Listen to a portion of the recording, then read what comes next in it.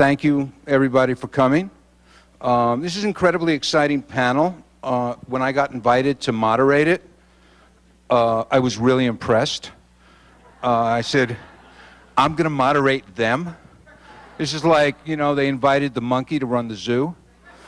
But here I am. We got incredible panelists. We're going to go.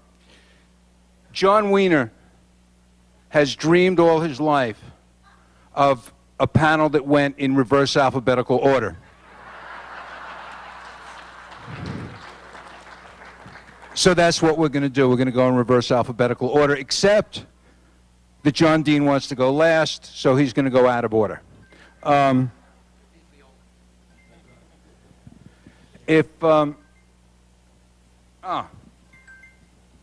off your cell phones. Okay. John is a genuine intellectual. He writes about history, and he writes for the New York Times Magazine, New Republic. His new book is Historians in Trouble. If there is ever a cable station for intellectuals, this will be the Desperate Housewives.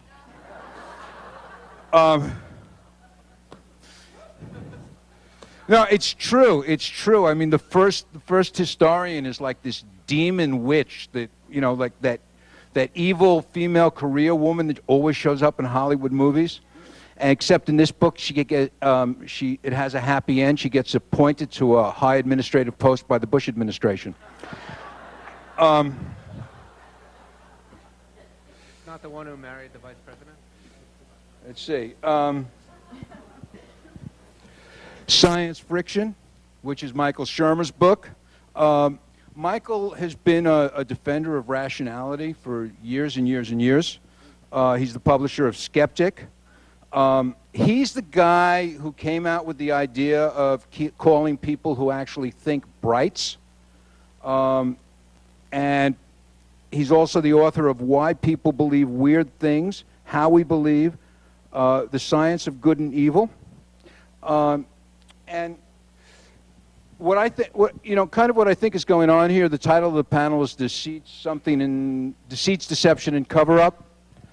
So, you know, John's new book is dealing with historians, and this is a field in which accuracy and accountability and being able to prove what you say are the gold standard. That's what you're supposed to do. Michael's book is about how we, not so much his current book, but his previous books are about how people believe and why they believe in stupid things, which is probably the most important issue in America today.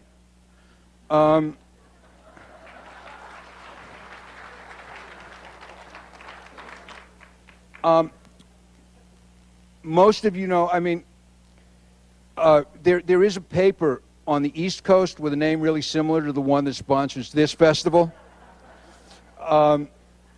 Probably every literate person in the world has read that newspaper, and I assume you're all literate because you're at a book fair, so in that case, you've all read Maureen Dowd.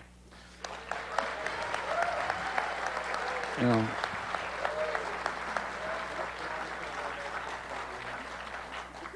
Who's been, you know, right there on the scene with Bush 1, Bush 2, and Bush 2.5, and she also has a Pulitzer Prize. Okay, her book is Bush World. There it is. Bush World, enter at your own risk. And, okay, Eric Alterman, media critic.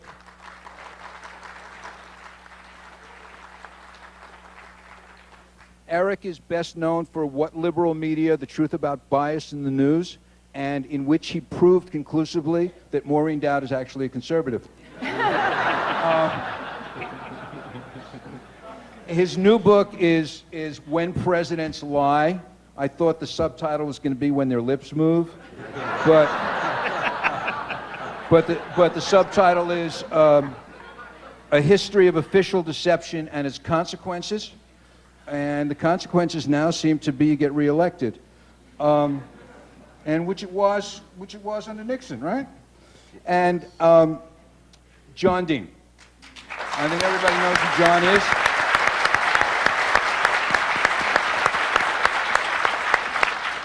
John is the only Republican that I'm aware of that turned into a really good writer. He's also, his current book is Worse Than Watergate, and he is also the author of Lost Honor, The Rehnquist Choice, a biography of Warren Harding, and Blind Ambition. Okay, John, in reverse alphabetical order, go for it. Pleasure. Well, it's a real honor and a thrill to be sitting next to John Dean and on a panel with Maureen Dowd.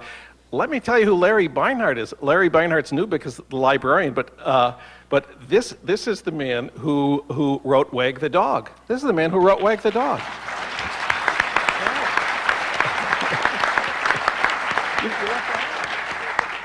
Anyway, I'm interested in why it is that when academics, professors, historians are accused of misconduct, that sometimes they end up on page one and find their careers ruined, and sometimes they end up appointed by President Bush to important offices.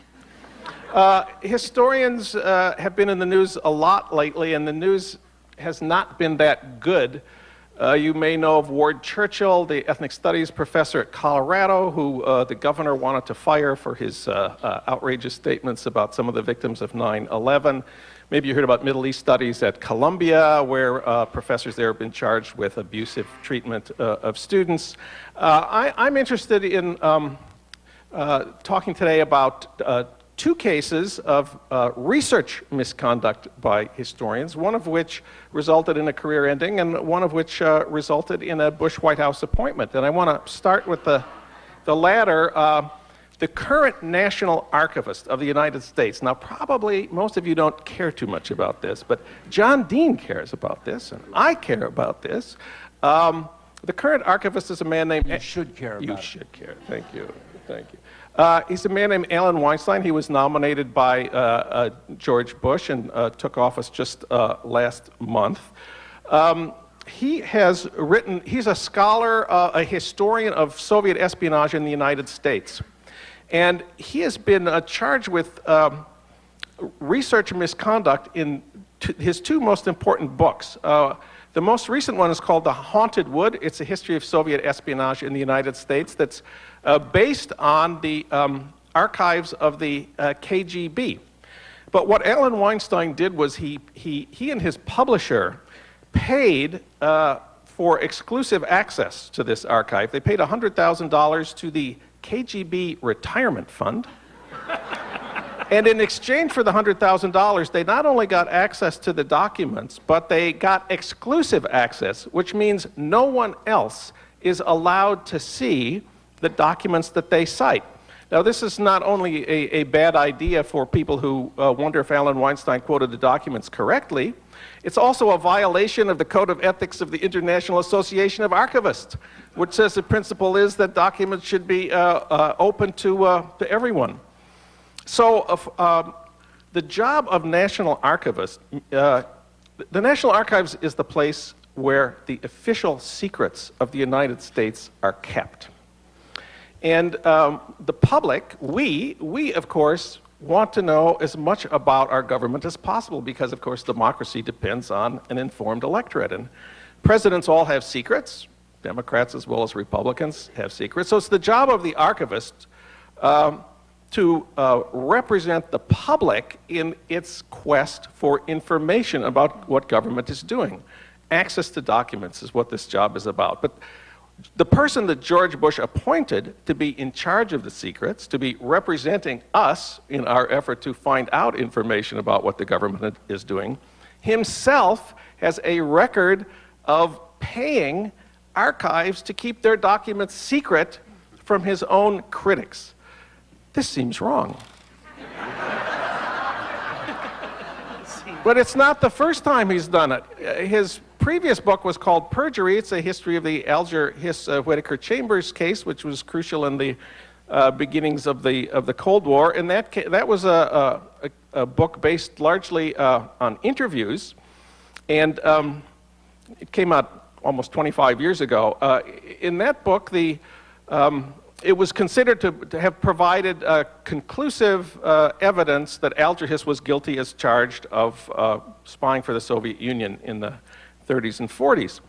But the editor of The Nation magazine, Victor Navasky, a person who Eric Alterman writes for regularly and I write for intermittently, did a very simple fact check. He got in touch with the first 6 people interviewed in the book, asked them if they'd been quoted correctly, and they all said no. 100% of them said they'd been misrepresented, misquoted, or otherwise their position had been distorted. Now, everyone who does interviews knows that often the people you interview are unhappy with the way their interviews turn out in print. It wasn't what they hoped for. It wasn't what they thought you were going to do. It happens. So this doesn't mean that Alan Weinstein is necessarily wrong about this, but the way to do it, and he knew what to do, he said he would make the tapes of his interviews available to Victor Navasky, The Nation magazine, and anybody else who wanted to see them. That was in 1980. To this day, no one has ever been allowed, none of the critics have ever been allowed to see those documents. Only the friends of Alan Weinstein have been allowed to see those documents. Now, while this seems a bit deceptive, it's also a violation of the Statement on Standards of the American Historical Association and of the Association of Oral Historians, which says that oral history documents are supposed to be made available to other researchers as at an appropriate archive, like the UCLA Oral History Archive, the Columbia Oral History Archive.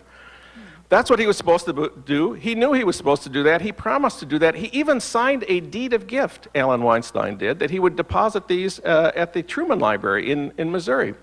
Truman Library never got them. So here's a guy. It's almost as if the White House said, here is a historian who has spent 20 years stonewalling his critics. He's our kind of guy. And that's the man who's in charge of the official records of all of us, of our government. Now, the contrast I want to make in the minute I have left? You got it.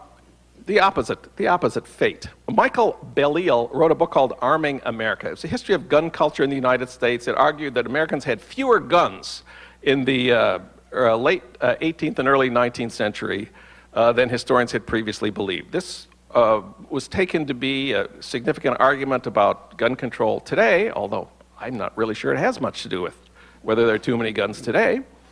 But there were serious questions raised about his documentation. Unlike Alan Weinstein, Michael Belial provided his critics with all of his documentation. He gave them all of his materials, told them what archives he'd been to. Turned out he'd screwed up a lot of this. There was a lot of errors in what he did. A distinguished committee of historians concluded, in fact, that he was guilty of fraud in one of his tables, and he resigned a position as tenured professor of history at Emory University. Now, what if Michael Belial, historian of gun culture in America, had done what Alan Weinstein did, had refused to share his archival documents, had refused to make his materials available to other scholars? There would have been a tremendous outcry.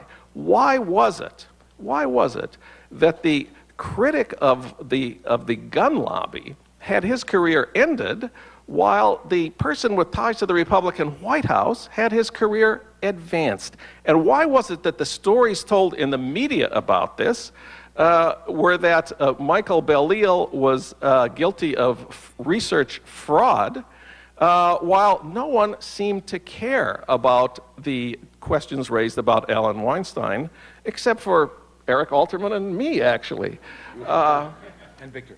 And Victor, who's on another panel at this hour. I conclude that the right has been much more successful than the left when it comes to cases of charges of misconduct by historians.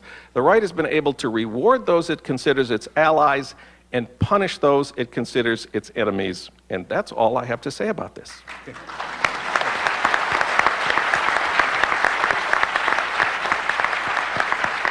Michael, you're up next. Okay. Good morning. How we doing? I have to stand up for this. I'm going to do a psychic reading, so you have to stand up for this. I am Michael Shermer, the director of the Skeptic Society and the publisher of Skeptic Magazine. We investigate claims of the paranormal, pseudoscience, fringe groups, and cults, and claims of all kinds between science, pseudoscience, non-science, bad science, voodoo science, junk science, non-science, and nonsense. And as you may have noticed, there's a lot of that out there. Some people call us debunkers, but let's face it, there's a lot of bunk that needs debunking. So in my 5 minutes, I'm just going to basically talk about psychics and deception, because they go together, and then cult leaders and conspiracy theorists, and then finally the general concept of deception as a whole. So we begin with what we do, kind of like trash collecting. It's a dirty job, but somebody's got to do it, and that is debunk the psychics, because it looks like they're able to read people's minds and talk to the dead, that kind of thing. Oh, I should point out, anybody can talk to the dead. It's getting the dead to talk back. That's the difficult part. And that's where the deception comes in. It looks something like this. There's some spirits in the room coming through here. Just a moment. Yes. Somebody on this side of the room has lost somebody. They've passed over. Which is convenient, since I'm standing on this side of the room and the cameras are right here. That's how it works in these studio audiences. It's funny how the dead congregate in television studios in New York and Los Angeles. But that's, you know, that's the way the spirit world works. And so there's somebody coming through. I'm getting something around here, like an R name, a Robert, a Richard, something like that, a father figure. Could be a grandfather, grandmother, mother, father, uncle, close friend of some kind. Yes, I think it's you, sir. Yes, I do. I do think it's you. You were nodding in a certain way. Hang on, just a minute. Yes. He's telling me something about in your garage you have some power tools that are broken that you've been meaning to fix, right? And how did I know? Well, they told me. And you, ma'am, I'm being told something about you have a box of photographs in your closet you've been meaning to put into photo albums. You don't, sir, I'm getting something about, I see a calendar on your wall. It's an out-of-date calendar. You've been meaning to take it down. It's an 04 calendar. Most importantly, you, ma'am, I'm getting something about how you're a thoughtful, intelligent, good communicator with a good sense of humor. You're shy sometimes, but at other times you're outgoing.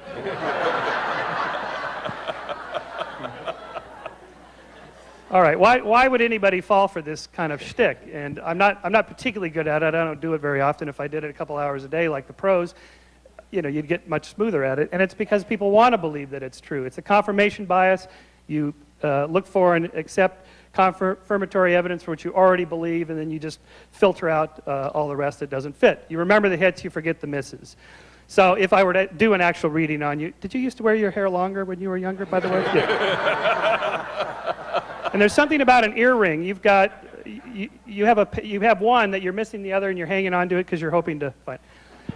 There's a whole book of this stuff, this kind of spiel you can use. All right, so are these psychics deceptive intentionally? I'm not sure. I think for sure some of them are. That is, they are out-and-out con artists, fraudulently deceiving the public to make money. That's true, but that's not very interesting to me.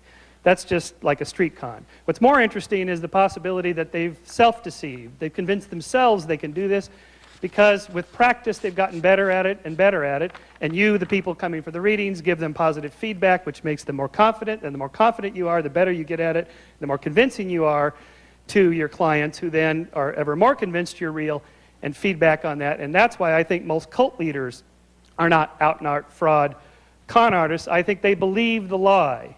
And if you believe the lie, then your body and face does not give off the cues of lying. So, sort of wrap it up here. I think there was an evolutionary arms race in the long history of human evolution between lying and lying detection.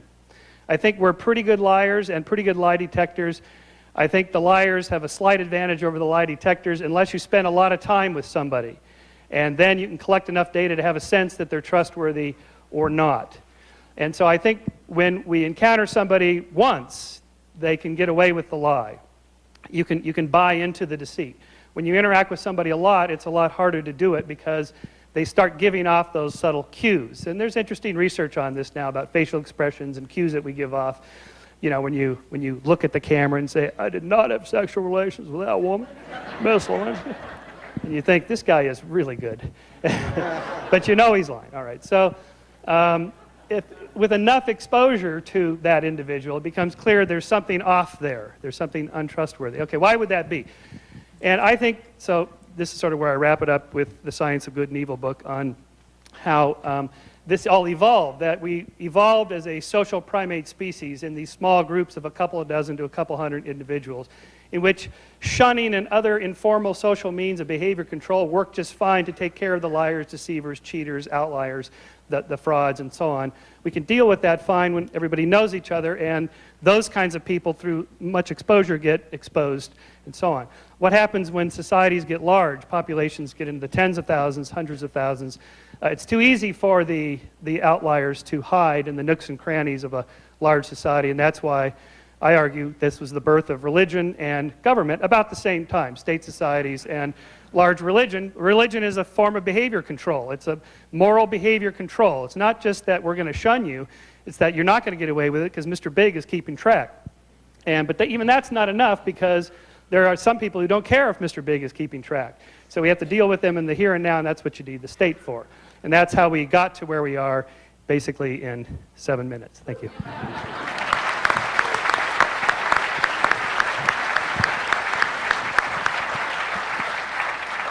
Maureen, are you ready for this? Well, can you guys hear me? Yeah? I didn't know I was supposed to prepare something, so I'm going to be a little inarticulate here, but that's okay, because even when I prepare, I'm inarticulate, so you're not going to notice the difference.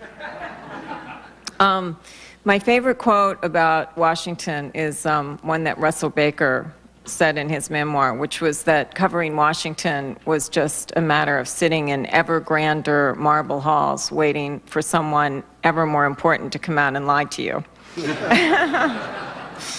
And I grew up in Washington, and my brothers were Capitol Hill pages in the 50s, and you know, their job was mostly to, you know, when senators would get drunk, they'd get the brass spittoons, you know, they'd you know, step into them and not be able to get them off their legs, and my brother would have to pull it off, or when their wives would call, you know, different senators, and they'd be in their hideaway offices with their mistresses. My brothers would have to keep the wife from coming. So I never actually grew up thinking Washington was, you know, a totally pure place. But my dad was a police detective who was in charge of Capitol Hill security, and he would judge politicians by whether they were phony or not. And he was born in Ireland, and his favorite phrase was, you know, they're full of prunes.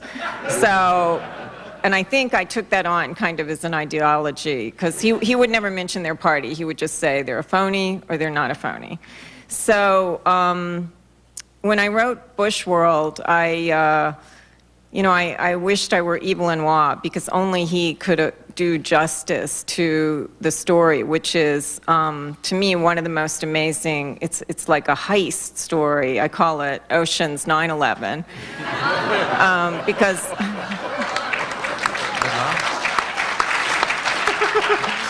although Wolfowitz is no Brad Pitt, believe me.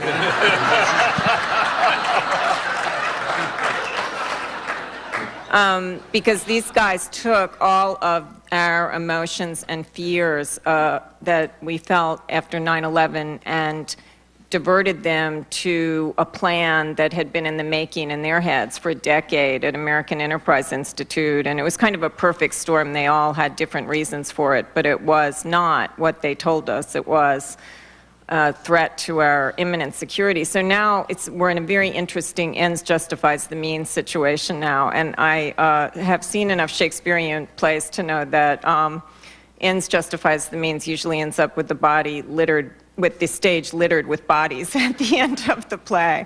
So I'm very skeptical about that. But everyone now is saying, you know, well, wasn't Bush right? And shouldn't you apologize to Wolfowitz? Weren't they right? And to quote my friend and fellow columnist Richard Cohen, it really, I don't want to be I'm not at all churlish. If things go well in the Middle East, I'm thrilled, you know, for the sake of our country and the Middle East and our troops who can come home sooner.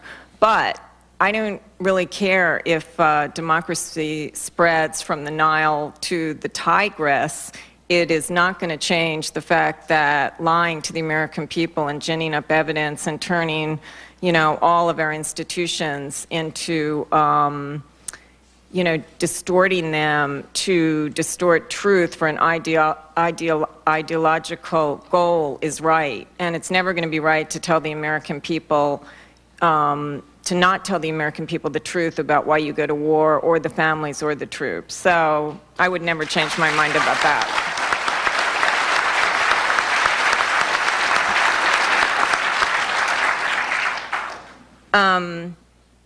You know, as far as just random thoughts about Washington, I mean, it's just a remarkable time there, because what we're watching is the Republicans trying to turn America into a theocracy, while the Bush administration desperately tries to stop Iraq from becoming a theocracy.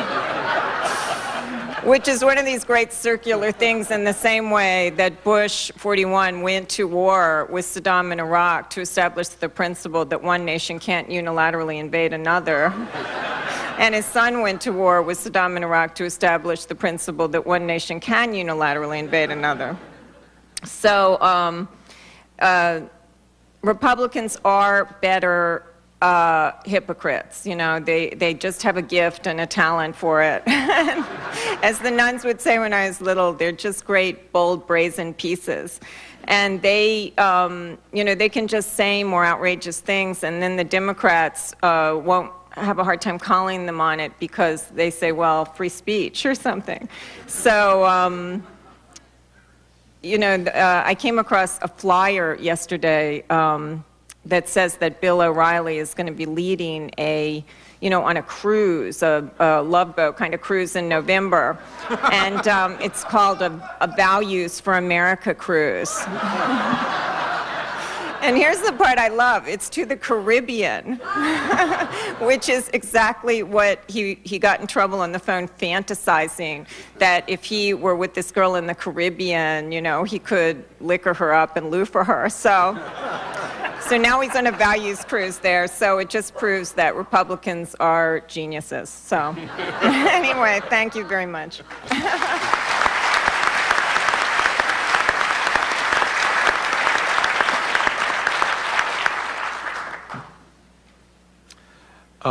Thank you. You know, to pick up on something Maureen said at the beginning of her remarks about how those of us who didn't think this war was a good idea for any number of reasons appear to be on the defensive now for whatever reason. To me, this is another example of how incredibly effective the right has been at controlling the political discourse. I got a Gallup poll emailed to me on Tuesday. I get them every Tuesday morning. And this Gallup poll demonstrated that 53% of American people think it was a mistake to go to war in Iraq. These numbers have been consistent for the past 4 months. The previous Gallup poll I got the week before that, looked at George W. Bush's popularity ratings and compared them to previous second-term presidents at this point in their second term, and he is the most unpopular second-term president at this point in second term since Gallup began doing the polls. And yet over and over we hear about this popular president persecuting the successful war, and that those of us who warned against it because of what things that later demonstrated to be true are supposed to be on the defensive. And they've won the game when they've controlled the discourse that effectively, because you never get to the actual problems that they've caused. It's all you know. That's got nothing to do with anything, except I got the mic here, and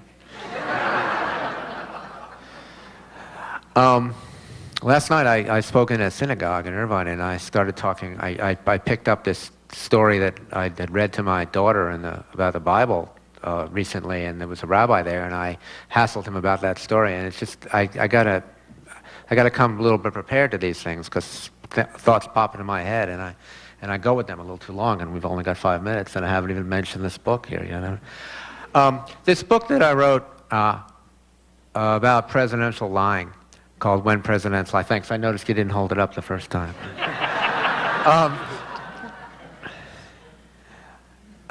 It's not a book that's actually morally preening about lying. It's not a book that says lying is always wrong. My daughter's actually here. She's got her headphones on, so she can't hear me, which is a good thing. Because I tell her that lying is always wrong. But the rest of us should understand that there are times in our lives, if your wife really does look fat 5 minutes before you're supposed to go to a dinner party, you have to lie. More seriously, when Huck Finn and Jim are on that boat, and the Jim's owners are up on the cliff and demand to know from Huck is his companion white or black, and Huck lies and says white. That's a noble lie. That's a life-saving lie. I can't imagine anybody who would think that Huck would have done the right thing if he had sent Jim back into a life of slavery and degradation merely for telling the truth. Immanuel Kant argues that if there's a murderer at your door with a gun and he says, where is my intended victim? I would like to go kill them now. You have a moral obligation to tell the truth. Because if you lie, then you become responsible for what happens next. And if you don't lie, then it's not your problem. I like to think Immanuel Kant wouldn't really tell the truth in that situation. I like to think he's just being cheeky with us, and that's his very fancy way of doing so. But it's true, as we heard at the beginning, that most presidents do lie, and they lie with pretty a considerable degree of regularity. I think that George Bush's lies are the least of our problems. I mean, I really don't think George Bush lied any more than, believe it or not, Franklin Roosevelt. Certainly not more than Lyndon Johnson and John Dean's friend. What was his name again? The thing about the Bush administration is not that they lie, it's that they have a contempt for the truth, which is something different. Roosevelt, the book is set up to be a pragmatic argument for truth. In other words, Roosevelt lied about Yalta. John Kennedy lied about the deal that settled the Cuban Missile Crisis. Lyndon Johnson lied about the Gulf of Tonkin situation. He didn't lie on the day of it. He lied a few days later when he found out the truth. And Ronald Reagan lied about everything he ever said about Central America. And that all of these presidents paid a pragmatic price for having lied, that they all would have been much, much better off had they simply told the truth to the country and bitten the bullet at the moment. But none of them. Roosevelt was quite sick at the time. He died 6 weeks after he gave his speech about Yalta, so that might be a special case. But none of them had the sort of small form of political courage that would have been required to tell the country an unpleasant truth at the moment, and so they ended up finding themselves in a web of lies, which is actually, when you think about it, quite natural, because if a president tells a consequential lie about something, then he's got to keep lying, because presidents their words create a reality, and that reality is separate from the reality that they were originally talking about. So they end up dealing with the lies rather than with the truth. Meanwhile, the truth comes back to bite them in the ass, because reality doesn't go away. So in each of those cases, each of these presidents paid a significant price. Roosevelt and Kennedy were not around to pay the price anymore because they both died, but their parties paid the price, and they would have paid the price had they stayed. In other words, it was a bad political move seen in the long term, and I think that's organic in the system of the ecosystem of lying in politics. But I think what's happened is that we've gotten too used to lying, even though, like I said, it's not always the worst thing in the world, but we've gotten too used to lying, and because our political system has ceased to hold presidents to any standard of lying, that we don't even really pay attention to whether or not what they're saying is lying or the truth. It's all a question of whether or not it smooths the workings of the system.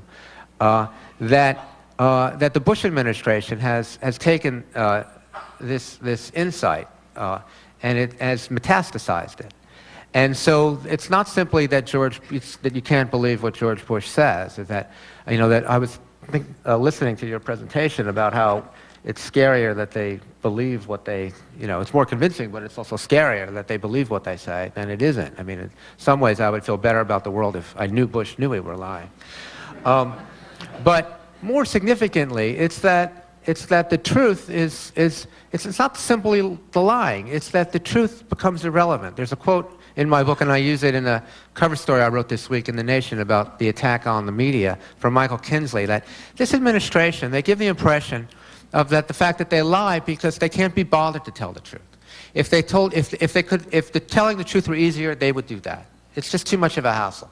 But seems to me who's really at fault here are the media.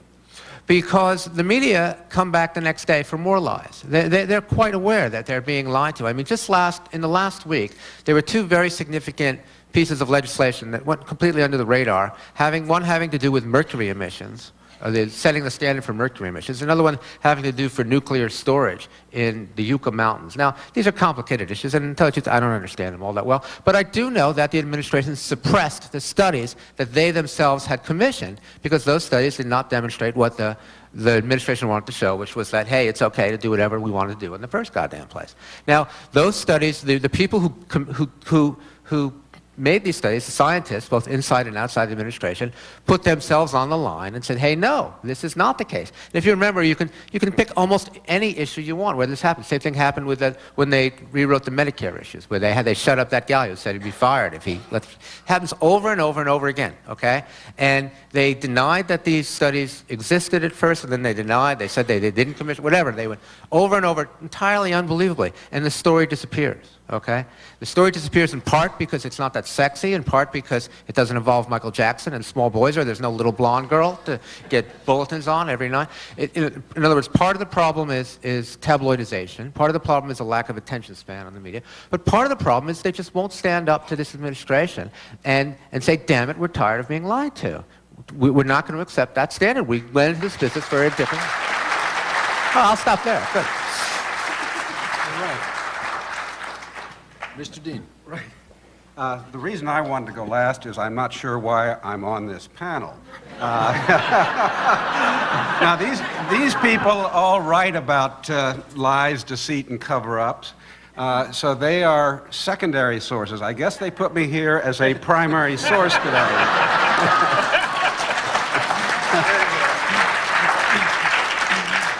And as a primary source, I sort of looked over this panel and got to know a little bit about them. I knew some of them beforehand.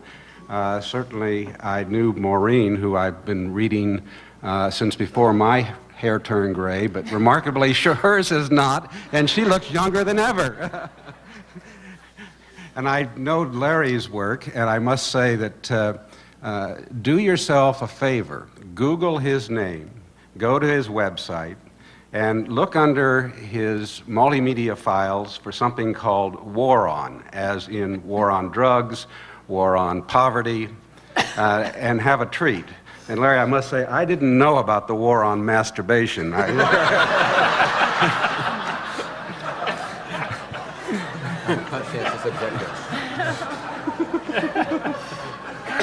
I was also thinking as I pulled up my seats, being attracted to attractive Maureen's, I'm not real glad that this is being broadcast on C-SPAN. My attractive Maureen might wonder where I'm sitting today. Eric, I know because I had the pleasure of reviewing for the Washington Monthly his When Presidents Lie. I also happened to read his dissertation, which is the first part of the book, and he's the only guy I've ever met in my life who has a PhD in presidential lying. So after I read his dissertation, I wondered if Stanford passed those out for real life experiences as well. Michael, I must say that your work, why people believe in weird things, I've always suspected because they were weird people, but was something of an epiphany for me. So I, last night, pulled it off the shelf and opened it up to the moment I remembered in reading the book, where I saw probably the most perfect description of the White House staff I'd ever read. And I'm not talking just about the staff I was on, but those who preceded and followed me, which I've had a chance to study. Let me just read the bullet points from this section on page 119. Veneration of the leader, inerrancy of the leader, omniscience of the leader, persuasive techniques, hidden agendas, deceit, financial and/or sexual exploitation, absolute truth, absolute morality. Well, he's not describing a White House, he's describing the elements of a cult. And I'm afraid that, Michael, is an awfully good description of most White Houses. That's scary. A little scary.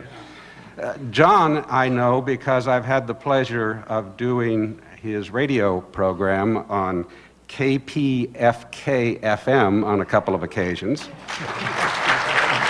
And it's unusual talk radio. It's unusual in the fact that it's actually intelligent talk radio. So he and I, as he said, do share our concern about what's going to happen to presidential records after this presidency leaves, something I've written at some length about in my Worse Than Watergate book. What I'm hoping John might get into today is a piece he wrote some years ago that stuck in my mind back in the mid-'80s, late '80s, where he found the real Nancy Davis, and not Nancy Davis Reagan, rather a Nancy Davis who was flipping hamburgers in Ventura County and had been the purported reason that Ronnie and Nancy got together. Well, he kind of put the lie to that story, and I'm hoping he'll share how he found her and how he put the lie to that story today, because it's fascinating that this woman says she was never a communist. She threatened that if Nancy Davis Reagan kept saying so, she was going to sue her. She stopped saying it for a few years, then she resumed again, and it's, of course, become the official myth of that presidency and the meeting of these people.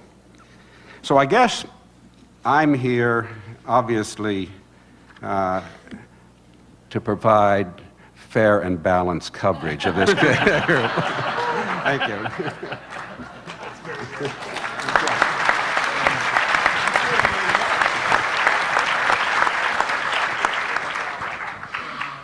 I think what we're going to do is find out if we have questions for each other.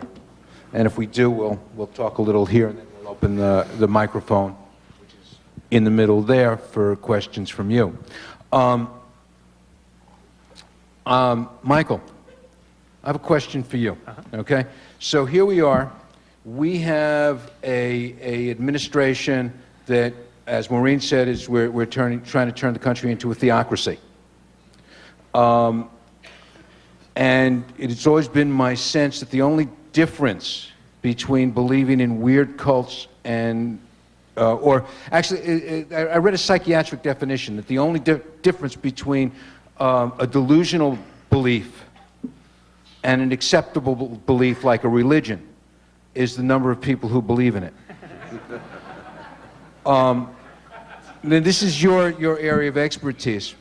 So my question is, how do we separate out what is delusional and what is a sensible belief, and why has delusional belief become an acceptable standard today? I mean, there was the study of the people who voted for Bush were all deluded about what he believed in, what other people believed in, and whether they were weapons of mass destruction and so forth.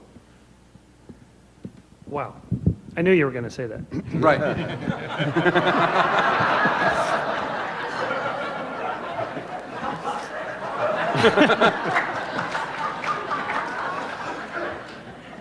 So turn on your telepathic powers right now. Yeah, well, that's a mouthful. Gosh, there's a lot there. Issues that we deal with, separation of church and state's obviously a big one for us, specifically with things like attempts to teach creationism in public schools, which has a political and religious agenda behind it, and the current administration's sort of emphasis on faith. How do you tell the difference? Well, that's what science does better than anything else, and this is why I'm such a pro-science guy, is because as deeply flawed as it may be and conducted by humans who are subject to all the same biases as everybody else, like the confirmation bias, looking for the hits and ignoring the misses and so on, it has a self-correcting machinery built into it which requires you to look for your own misses and mistakes and biases, because if you don't, one of your colleagues with great glee will point it out. And so in that sense, science is also very competitive. And it's one of the reasons I trust the system. It's not a faith in science so much as it is confidence from its experience of being so productive and useful and good at what it does, that it is the best system we have for telling the difference between these things. And whatever the particular claim is. The problem is when it's loaded with, say, religious or political implications, then it's harder to get at it. So, for example, recently I was disturbed by this observations when Michael Crichton's book, State of Fear, came out the same week that Jared Diamond's Collapse came out. And it was very predictable. I could tell already what the reviews would say based on who wrote it and where the review was published. I didn't have to read a single word.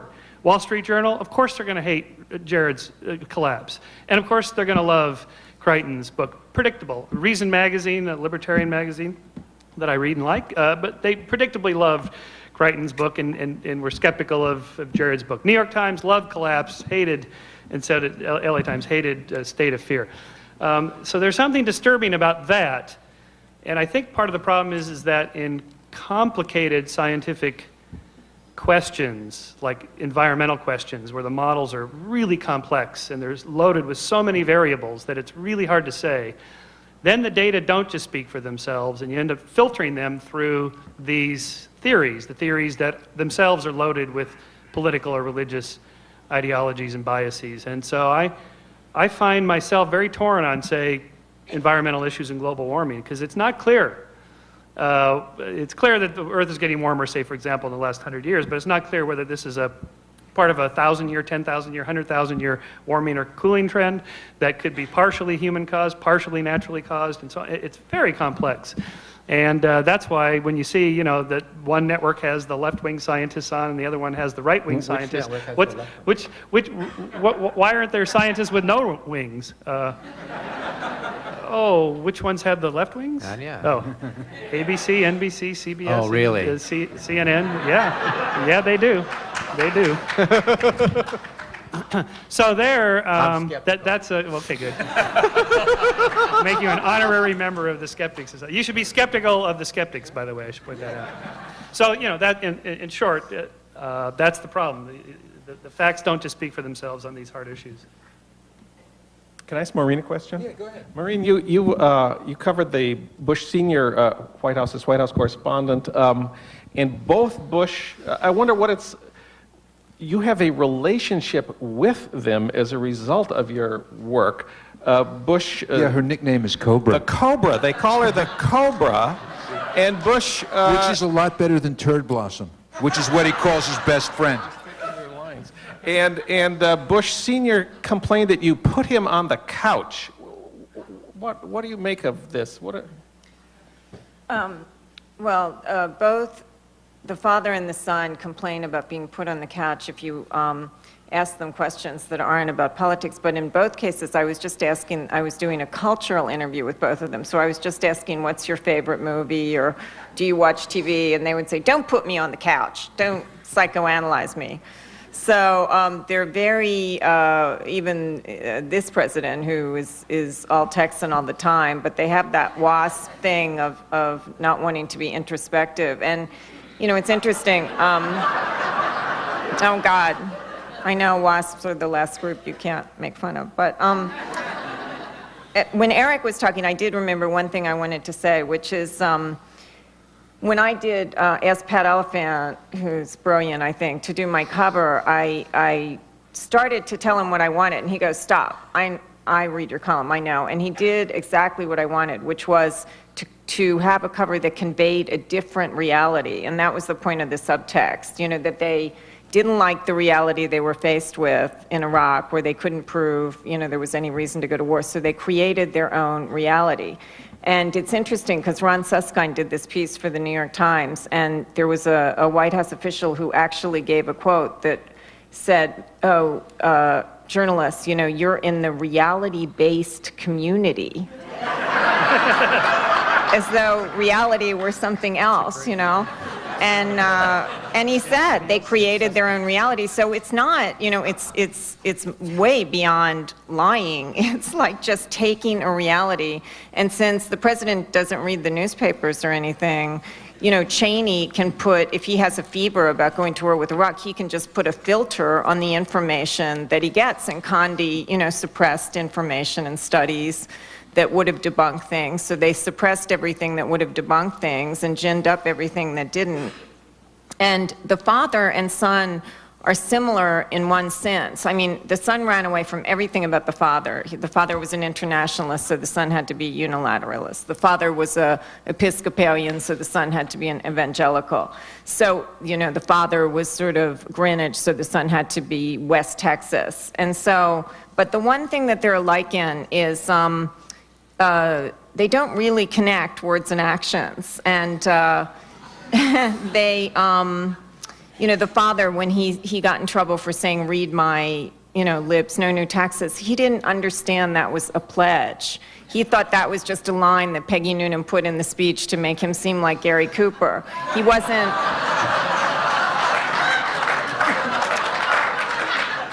You know, and the son is the same way, and they have this we know best, we'll handle it. You, the American public, have not been bred to lead. We will handle it, and then we'll let you know how it comes out. And that's where I differ with them, so.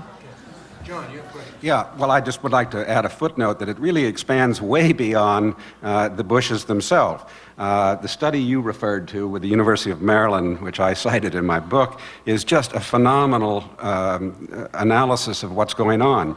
Just the week before everyone went to the poll last November, the University of Maryland, with a totally non- or unpartisan study, tried to find out the attitudes of Bush voters versus Kerry voters. What they found is pretty startling. For example, on the issue of weapons of mass destruction, they found that 72% of the Bush voters believed there were weapons of mass destruction in Iraq justifying the invasion of Iraq. They believed that 75% of the Bush voters believed that there was a tie between Al-Qaeda and Saddam Hussein. Yes, some of the Kerry voters got it wrong. It was around in the low 20s. So we do have totally different realities. When I tried to dig a little deeper, which the Maryland study did not do, but tried to look to see where this misinformation is coming from, I've got to share with you, a lot of it's coming from pulpits, where the ministers are telling the flock what they should believe, and they're believing it. Can I ask Jonathan? By the way, a footnote to that, there was a previous study by the same program on policy attitudes at University of Maryland about where people get their information, and 81% of Fox News viewers believed all three of the lies that they set up, and only 22% of the people who said that their primary news source was either the New York Times, CBS News, or NPR believed even one of those lies. And there's, of course, a direct correlation between believing those lies and supporting the war and not. And so you really had to believe something that was false to support the war. Here's my question for Mr. Dean. You know, I played kind of a macabre game with myself leading up till November, or I guess it was up till John Kerry got the nation, of who I would support over if they were running against George Bush. I would happily have supported his dad if he had gotten the Democratic nomination. I would happily have supported Bob Dole. I toyed with myself about Richard Nixon. I went back and forth. And I'll tell you why, and then I want you to... He'd be a good Green candidate, Nixon. But here's actually the serious point of my question. Nixon was a weirdo, for sure. And, you know, he would send Fred Malloch to go count the Jews, make sure there weren't too many Jews in any one department. But the Nixon administration, for all of the psychosis that manifested itself on those tapes, it seemed to have a real respect for competence. And they had some tough guys and some ideologues, and the same is actually true of Ronald Reagan. But there wasn't a sense that everybody has to be on board with everything, and that we can't allow anyone, almost like kind of like the Politburo, we can't allow anyone to speak anything that's off the reservation at all. And yet, in the Bush administration, as I was trying to communicate earlier, it's not just a simple matter of people giving the politically convenient answer to every question. It's that across the board, there's sort of an ideological answer to every single matter. And it's in the Justice Department, the Environmental Department, and the Department of Interior, in HHS, you know. And it's as if reality doesn't enter into the question, or if it does, it's something that needs to be explained away, which was not true of Nixon. It was not nearly as true as Reagan, and it certainly wasn't as true of George Herbert Walker Bush. Now, I have two hypotheses that I'd like to run by you of what's changed, and then I want you to tell me what you think it is. And I'm not saying I'm right about either one. One is that they didn't have, in your day, they didn't have Fox News. They didn't have this entire right-wing media structure that is willing to go out and say, yes, in fact, we have found weapons of mass destruction, and Dan Rather doesn't want you to know about it. And so that the whole idea of a normative set of facts that we can agree on has been lost because so much of our news is entirely ideology. And the second change is that in those days, there was a Republican Party that had a multiplicity of views. And now, if there's anybody in the Republican Party who doesn't believe that the United States is a divinely inspired experiment by God and that everything we do is therefore blessed by God, you don't hear much from them. In other words, there's this religious certainty that is expressed, and there's no one, if you even question the religious certainty, you're questioning the whole edifice. So it seems to me that when you add those two things together, this terrifying religious certainty these people have, and the fact that within the structure that's set up in the Constitution to keep our democracy accountable, there are people undermining it, there are structures there to undermine it, that they can get away with a lot more than you guys could get away with before you became such a great guy.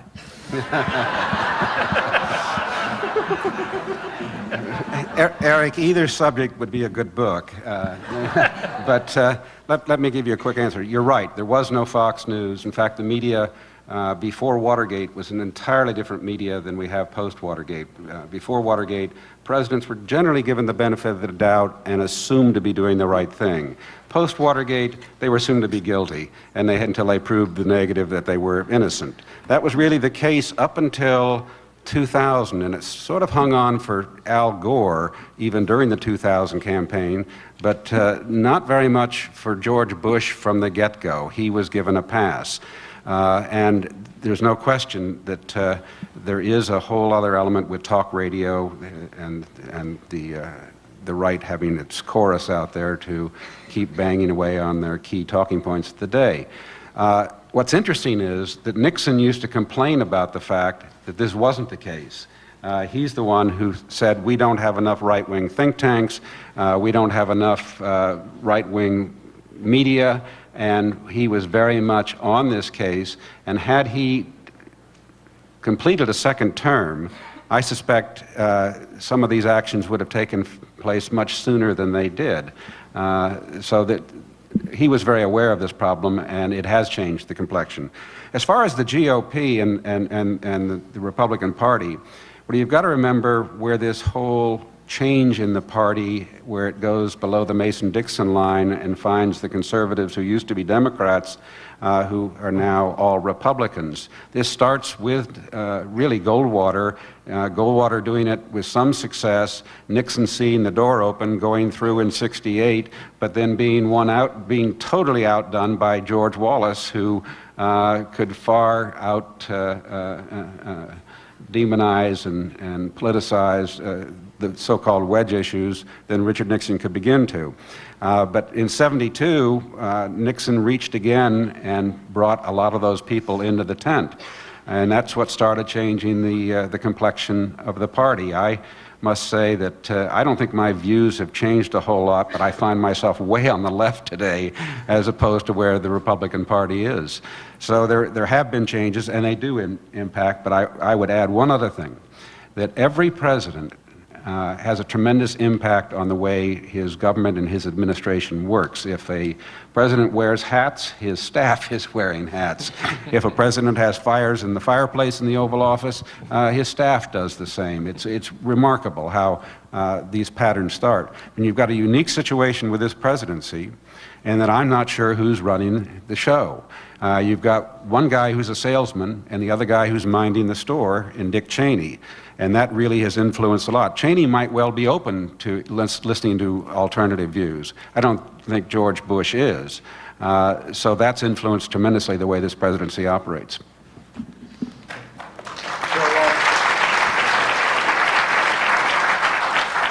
If we have questions from the floor, you got to go up to the microphone there. And I see somebody who's up there already. And, sir. Yeah, hi, Mr. Dean. Great respect for you and how you've come out like you have in your writing at FindLaw.com. I can tell you exactly who's running the show with the Bush regime. It's the Likudnik neoconservatives, most of whom are Jewish, as Mr. Altman had written about in his Nation magazine piece, Can We Talk? I'm sorry, you're mischaracterizing No, I'd what like I to said. justify the Bamford book that explains this in detail. I didn't say that. Hold Let's on, stay on the record. I'm I didn't bringing say it up. that, It's and I James- wouldn't say that. James, I'm telling you, sir, you have an article from April 21st, 2003. I have it in my hand. And you said that there's a taboo to talk about the Likudnik neocon agenda. The Jewish Institute for National Security Affairs, Is the there a Project for the question? New American Century. Why are we talking about James Bamford and his pretext for War Book? He should be on this panel. It's a disgrace that he's not and that he's never been invited to this discussion. Hi, sir. Or the Festival of Sir. Books ever. Thank you. Next, please. I promise not to be as rancorous. It seems that the right in politics today have learned effectively that consumerism and creating a product through lying and associations and developing a strong support system on the religious right and other aspects of the right have really nailed it in terms of how to sell themselves. And I wonder whether the left is shooting themselves in the foot by maintaining a kind of moral high ground about being truthful. And essentially, should they be learning how to package themselves? And are they going to be the second party in this country forever because they are not, haven't learned that lesson? So is lying okay and necessary in a consumer culture is the issue. Anybody got an answer to that? Well, it's If a not, big I do. country, you know. I think the trick is to learn how to package whatever it is that you got, rather than make up something new to have. So, I mean, Democrats who aren't particularly religious suddenly repackaging themselves as anti-abortionists who pray a lot is silly. But people who have strong, passionate feelings, learning how to articulate them clearly in a way that people understand them and will respond to them positively is something that I think, yes, the Democratic Party needs to do. Any disputes No. with that one? Yeah, no, I was just going to add, Go for it. the first time I really noticed the difference, I mean, I'm sure it was before this, but with what I was covering was during the Clarence Thomas and Anita Hill hearings. And it just dawned on me that the Democrats were sort of, you know, trying to figure out what really happened while the Republicans didn't care. They were just playing to win, and they were throwing everything at this woman. And the two techniques were so different. And then I've just seen it played out in everything since then, like South Carolina. You know, McCain was just kind of hit with everything in South Carolina to the point where he really lost his breath and didn't even know how to respond because he could not believe how personal W had been. But then in the end, Americans love winners. So then when Bush wins, you know, he has that potency of the winner. So I think the Republicans feel, you know, they don't really care what the truth of it is or what the tactics are because they want to win. And I don't know, you know, again, it's an ends justifies the means things. I don't think Democrats have to stoop to those tactics, but they do have to certainly be more muscular about how they go about fighting. Next. On the issue of politics and religious cults, I was wondering if anybody had any insights on why the mainstream media has given so little attention to the emergence of Sun Myung Moon as a major power broker in Washington, and why, if you want to get the truth, you have to read weblogs and alternative media sources. The second article I ever published in my entire life. I'm kind of pissed off about this because it's the one time in my life I was smarter than Michael Kinsley. He called the article In Moon's Orbit, which is okay. I wanted to call the article Bad Moon Rising. But anyway, I wrote that article. It was in 1983 or 4 or 5, something like that. And then it was a story, and people got the story, and now they've decided that it's not important. Now, sometimes that's because everybody has all the information they need, and the fact that it's not really that important that Sun Myung Moon owns the Washington Times, because you know what the Washington Times is and the other properties that he owns. But sometimes it's just because the media lose interest in a certain story, and there's no way to make them interested.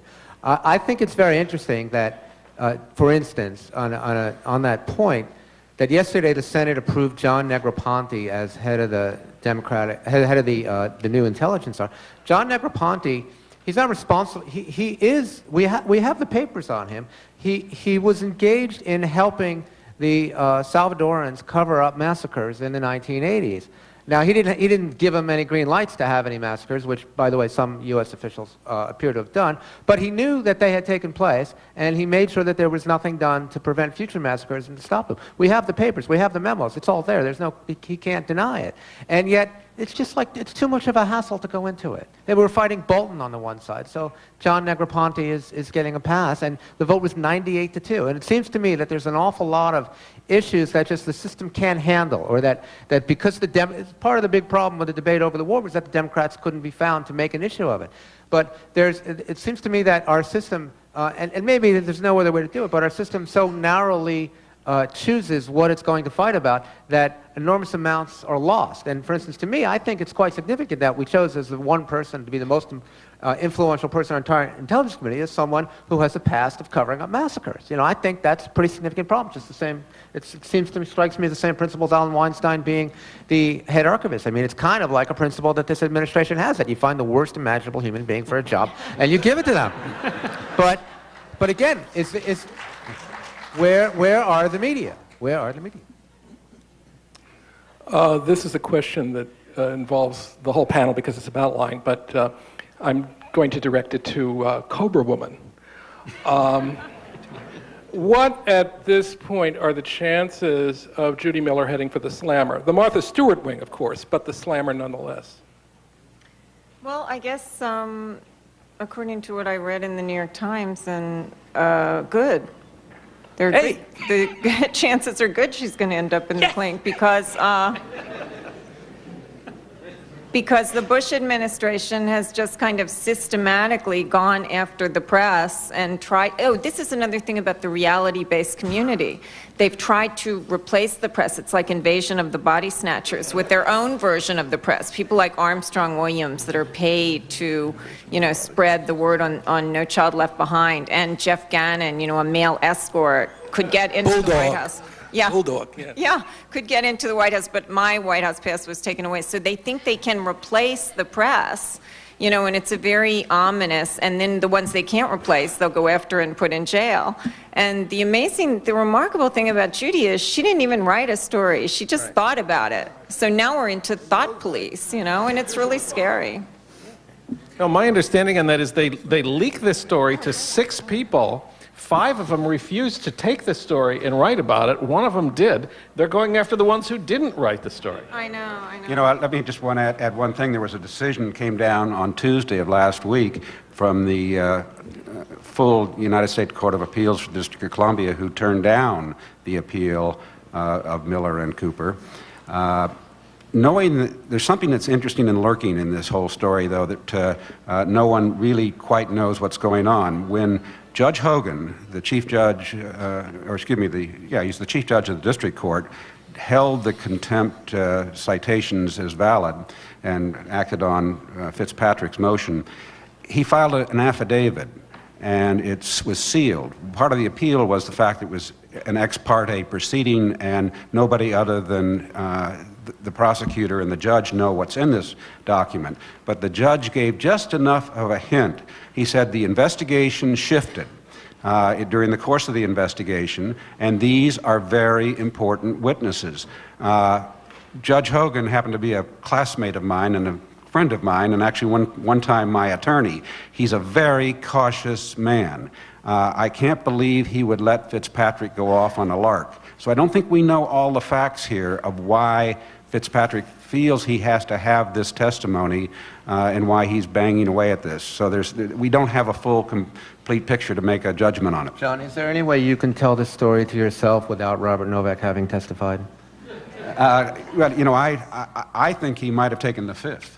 But why would the judge accept that? Why wouldn't the judge put him in the same position? Well, then you have to go through a whole immunity proceeding, and they may have thought it not worth it. I don't know. He is obviously, there are two people who could solve this problem. One is Novak, two are whoever leaked the information. If they came forward and said, hey, we're the leak, we don't want a miscarriage of justice, we don't want Miller and Cooper going to jail and are hiding behind it, that would resolve the issue. So it's just not Novak, it's also the leakers who are the cowards in this play. It's soundbite time. We're down about 6 minutes here, so if we could keep the questions and the answers to sound bites. And really... I had a question. I keep believing that George Bush or Dick Cheney, I don't know who went first, said, but George Bush would more naturally say, my father got screwed out of being reelected. This guy, Saddam Hussein, did it. If I get elected president, we're going in there and we're going to take him out. It wouldn't matter 9/11. It wouldn't have mattered anything. And somewhere, I think, there's a hidden piece of paper somewhere or something on some computer where one of them says to the other, if you don't agree, you're not on my ticket. You can't run for... I really believe they had it planned ahead of time. Well, I think the reasons we went to war are kind of a perfect storm of reasons that everybody had their own reason, and I think this president's reason was partly to, you know, avenge and one-up his father, but it played into other reasons that the neocons had, you know, in terms of remaking the Middle East, and it played into other reasons that Dick Cheney had about wanting to smack somebody so that the Arabs wouldn't look cross-eyed at us again and that America could establish the principle of being a hyperpower. So, and Rumsfeld wanted to prove that he could transform the military and do things with a smaller, agile force. So everybody had different reasons and they all interlocked. Yeah, Maureen's absolutely right, and it's something to keep in mind. Not everything in life has one reason. Lots of things in life have many reasons. It may have been a war for oil, it may have been a war for strategic primacy in the Middle East, it may have been a war for Halliburton, it may have been a war for, because he tried to kill my daddy. It may have been a war because they wanted to kick some Arab ass and let the Arabs know that that's the kind of thing they're going to get if they try to. It may have been any one of these things, maybe all of them. For different people, it was different things. And you don't need to identify the single reason. You just need to understand how the decisions were reached and try to reach better ones in the future, one hopes. Okay. One more over here. All right. So I grew up in an evangelical Christian home, and what Mr. Dean said is true. They're always from the pulpit. A lot of times people will say over and over again that the left and the New York Times is out to hate, they hate Christianity and they hate God and they want to destroy us. So don't read the New York Times, don't read that because they're against you. But I just want to say, don't you find in some sense, well, it's not hate that there's a grain of truth to the disrespect for religion on the left, and how can they expect people in the South, or even just people here in California, who religion is the center of their lives, to come over their side, to our side, when we seem to not have respect for what's the center of their life?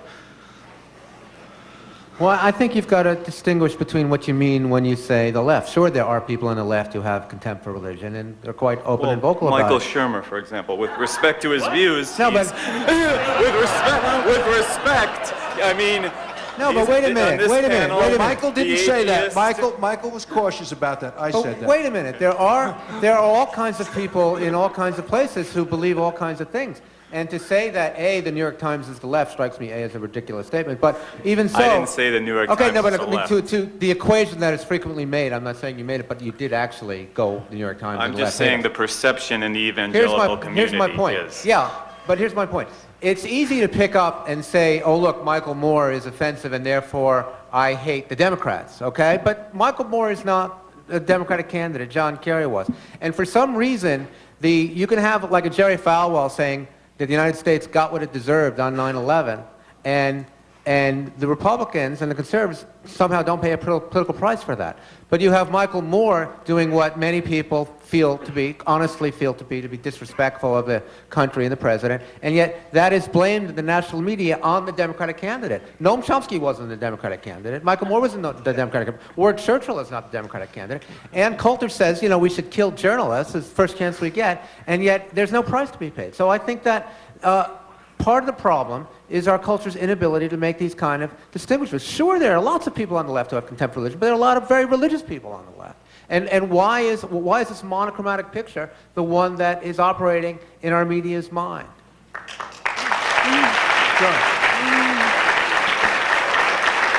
One last question here, John. You want to ask John Dean? I want to just point out that John Dean is the only person on this panel who really changed his mind about American politics over the last 30 years, and that makes him sort of a hero. And as most people, to the extent that people do change their mind in American politics, as they get older and grayer, they tend to move to the right.